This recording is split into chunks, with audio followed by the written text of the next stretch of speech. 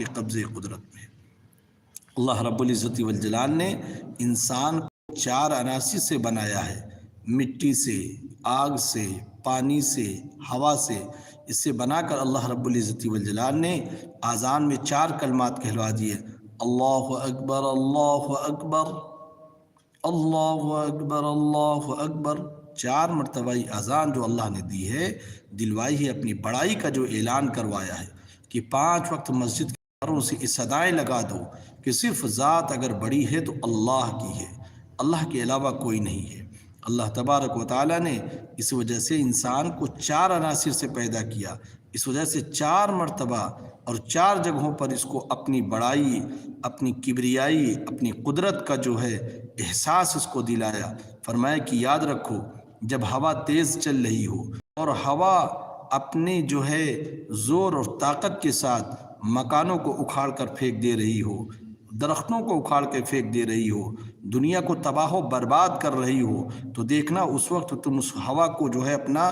معبود مت بنا لینا، اس کے سامنے تم ڈنڈوت مت کرنے لگنا، اس کے سامنے تم جھک مت جانا، بلکہ اس وقت کہنا اللہ اکبر، اللہ ہے جس نے اس ہوا کو پیدا کیا، جو اس کا مالک ہے، میں اس مالک کو جو ہے عبادت کرنے والا ہوں، میں اس کے علاوہ کسی کی عبادت کرنے والا نہیں۔ پھر اللہ رب العزت والجلال نے فرمایا کہ اگر کہیں آگ لگ جائے، اور آگ لگی ہے جو محلے کے محلوں کو خاکستر کر رہی ہے، شہر کے شہروں کو جلا کر خاک کر دیا، جیسے ابھی امریکہ میں آگ لگی، تو اس وقت فرمایا کہ دیکھو اس آگ کو یہ مت سمجھنا کہ یہ طاقتور ہے، تو یہ مالک ہے، یہ خالق ہے، بلکہ اس وقت بھی تمہارے ذہن کے اندر یہ ہونا چاہیے کہ مؤذن نے صدا لگائی تھی اللہ اکبر، اور یہ صدا جب ہم پیدا ہوئے تھے تب ہمارے کانوں میں ڈالا گیا تھا کہ اللہ کی ذات ہے، اللہ ہی کی بڑائی ہے، اللہ ہی کی کبریائی ہے، اللہ کی طاقت ہے۔ تو فرمایا کہ اس وقت تم یاد کرو اور یہ کہو کہ اللہ اکبر، اللہ اس آگ سے بھی بڑا ہے، اللہ ہی عبادت کی ہے جس نے اتنی طاقتور چیزوں کو پیدا کیا۔ پھر اس وجہ سے فرمایا کہ جب آپ جو ہے مٹی کو دیکھ رہے ہیں، مٹی سے پھل فروٹ پیدا ہو رہے ہیں، مٹی سے جو میوے جات نکل رہے ہیں، مٹی سے نہ جانے کیا کیا فائدہ انسان لے رہا ہے، تو فرمایا کہ دیکھو گلے اگتے ہوئے،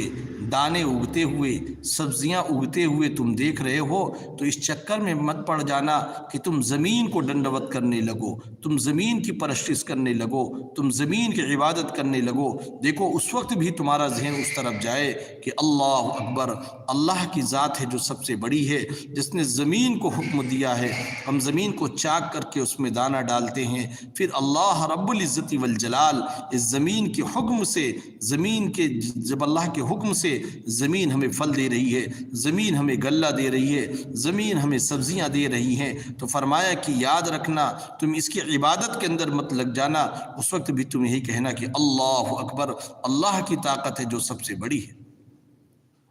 اس وجہ سے فرمایا کہ جب دیکھو کہ تم پانی ہے اس کا سیلاب آ گیا ہے، اور سمندر جو ہے سمندر علاقوں کو اپنے تباہی کے